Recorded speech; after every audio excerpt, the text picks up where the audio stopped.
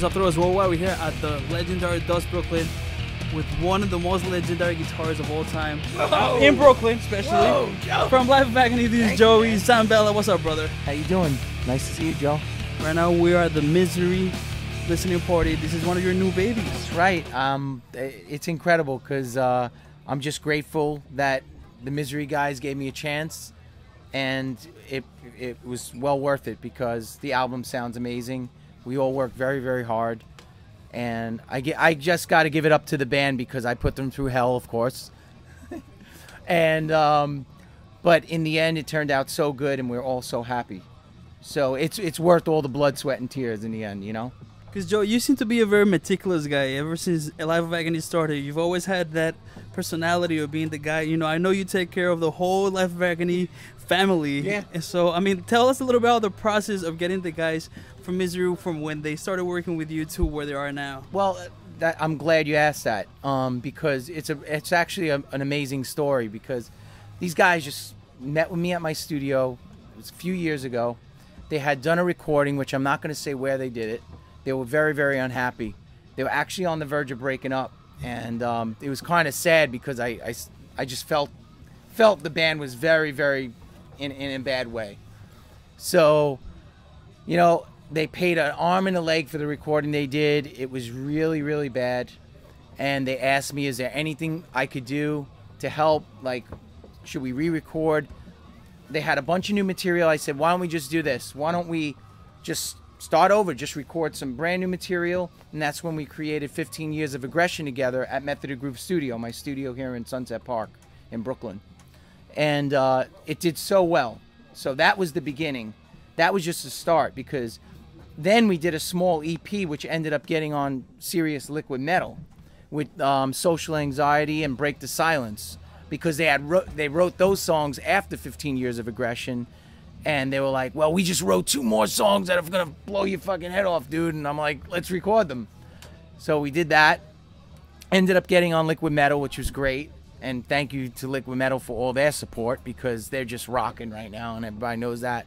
Jose, Scotty, Mario. If it wasn't for these guys, I don't know where the fuck metal would be right now. And Duffs. But anyway, getting back onto the subject, it was just this whole snowball feeling with Misery. Things were just getting better and better. You know, every time we stepped foot in the studio, we made better music. We made all of it's great, but you know, it just felt like it was growing. It was advancing, and it was, you know, kind of metamorphosizing something bigger. So we just recorded "Evil Is Crowned" earlier last year, and we actually recorded at Systems 2, where I did "River Runs Red" and "Ugly" with Life of Agony, which is awesome. And that's like a little nostalgic thing to do, you know, like it's their first record. I recorded my first record at Systems 2. It was a really cool thing, and they were excited about it, of course, because they big supporters of Life of Agony, the Misery guys. And it was a great time there. Again, we worked very hard on this record. It's called "Evil Is Crowned," and here we are. We're at the party. We're here at Duff's, and we're listening to it. It's right above us right now. And everyone's rocking at the bar. Everyone's heads are moving. The guys in the band came over to me and said, "Hey, look, everyone's heads are moving at the bar. Look, look." I'm like, "Yeah, of course."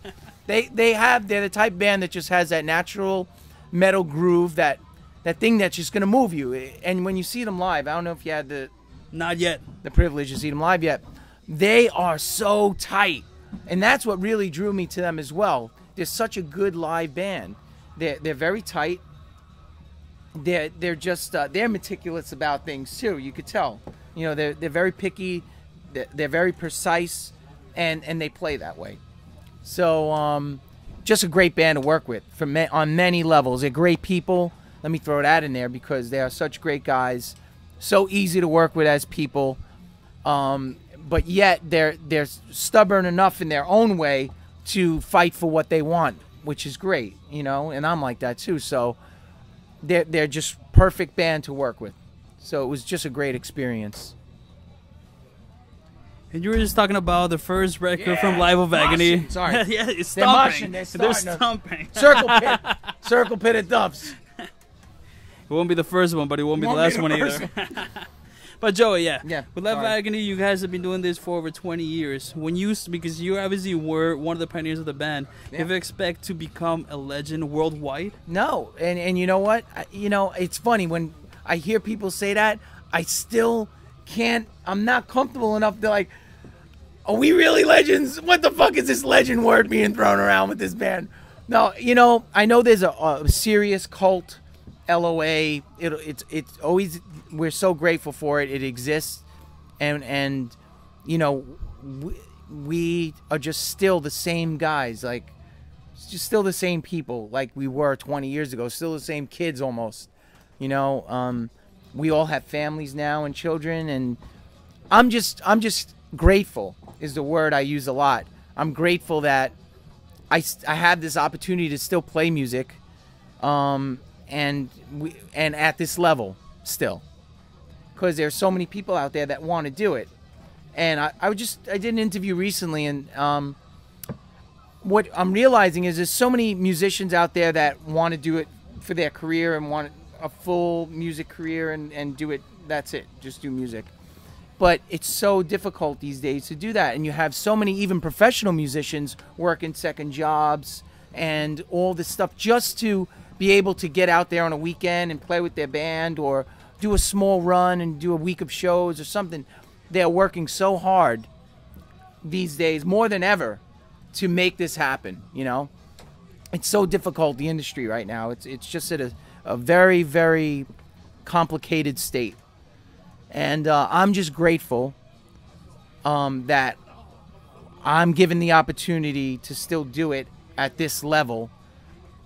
Not that we haven't worked hard for it, because we really did, and we sacrificed a lot. And everyone out there knows that, you know, Life of Agony, we're just, again, we're real guys. We're not some guys that are going to give you some alternate story, or we're going to give you the real deal here. And again, we're just grateful that everyone is still with us, all our people, all the listeners, all our fans, all the cult LOA followers are still here, our friends, and they still give us the opportunity to be a band and to get up there and do this for a living, you know. And this is something I gotta bring up. A couple of weeks ago when you guys played Starland, you know that crowd went crazy. Oh my but I remember God. I was talking to Keith 2 minutes before you guys went on stage, and I asked Keith, are you nervous right now? He's like, I visually see him like kind of shaking.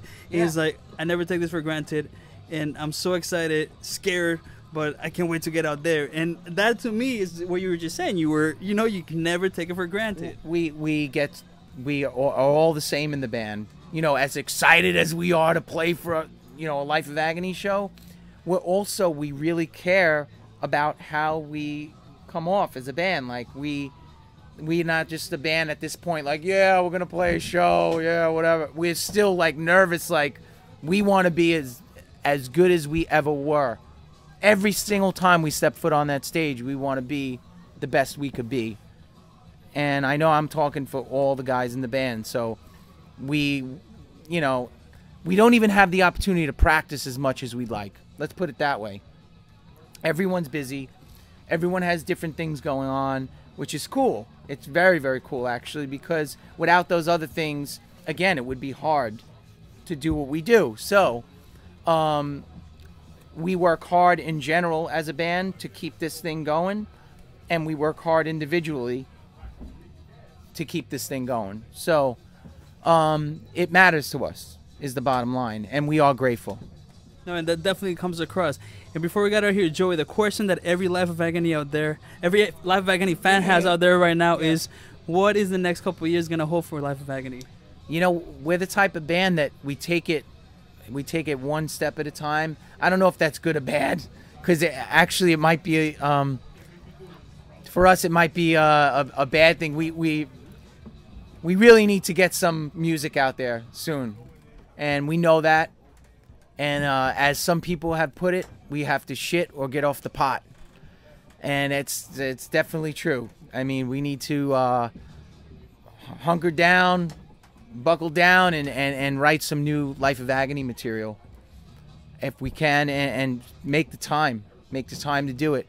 You know, there's a lot of talk about it. We just had a nice talk about it recently, and it was cool. We're going to try to start putting in ideas in the middle and getting some of that momentum going again. And we're just waiting for Keith to get back from Europe again. He's in Europe again, hanging out. So as soon as he gets back, I'm hoping that we're gonna. I have plans to meet up with him personally. My cousin, Keith's my cousin, and we're gonna hopefully write some material together, and I think everyone's just gonna share like we usually do and try to get some new material together. That's our plan, and we're gonna go to Europe this summer again. Joey, I want to thank you so much for doing this, and of course for your work on the new Misery record, because that's why we're here at Duff's tonight. And you know what? I think there's a reason why we didn't do the interview at Starland is because we're in Brooklyn, we're in Duff's. What better place? Let me tell you right now, this is the new L'Amour's. Duff's is the new CBGB's. Those venues are gone. Those hangouts are gone. Well, guess what? This place is not only just, I don't even want to, cool doesn't even sum it up. It's more than cool, all right?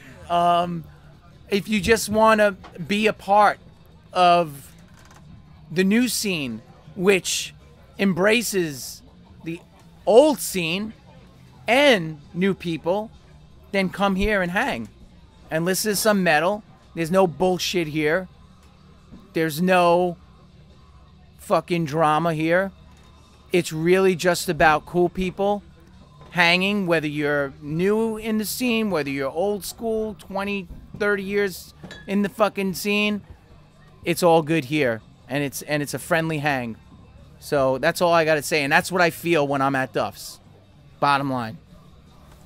For Horizontal Rocks, I want to thank Sage for her camera work, and of course Jimmy and all the Duff's crew. And before we get out of here, I got a little something for you. Yeah! This is anniversary of Horizontal Rocks' first year, Nice, and I'm handing man. this to you as a special Thank you. present for all your years of support to the scene and your dedication to the scene. And I think that is basically how I want to close this interview. And thank you, Joey, so much. And God bless you, your family, you, and of Joe. course, Life of Agony and Misery. Could we give the horns together? The horns together. Fuck yeah! Thank you, Joe. Of course, brother. Step back, you'll be my first.